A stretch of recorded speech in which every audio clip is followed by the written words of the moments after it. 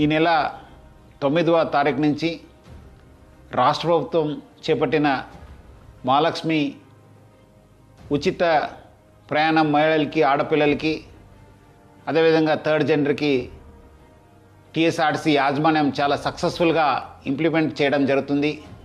చాలా చోట్ల అనూహ్య స్పందన వచ్చింది. రికార్డ్ స్థాయిలో ప్రయాణికులు మా బస్సులో ప్రయాణం చేయడం జరుగుతుంది.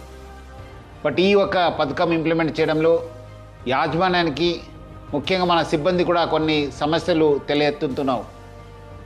ముఖ్యంగా చాలామంది మహిళలు తక్కువ దూరంకి వెళ్ళే వాళ్ళు కూడా మన ఎక్స్ప్రెస్ బస్సులో ఎక్కి దూర ప్రాంతం వెళ్ళే ప్రయాణికులకి ఇబ్బంది కలిగించే విధంగా ప్రయాణం చేస్తున్నారు.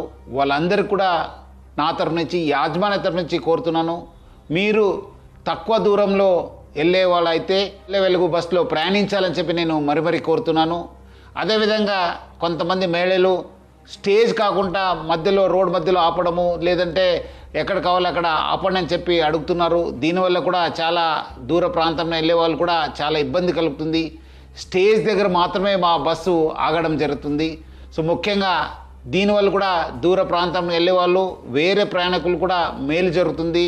మన కండక్టర్స్కి, డ్రైవర్స్ కూడా బాగా జరుగుతుంది. లేదంటే కొన్ని చోట్ల మనకు చాలా ఇబ్బంది కలుగుతుంది. మన కండక్టర్స్ కూడా చాలా ఇబ్బంది పడుతున్నారు. ప్రజలు బాగా సహకరించారు. వాళ్ళందరూ కూడా నా తరఫు నుంచి, యాజమాన్య తరఫున కూడా ధన్యవాదాలు తెలుపుతున్నాను.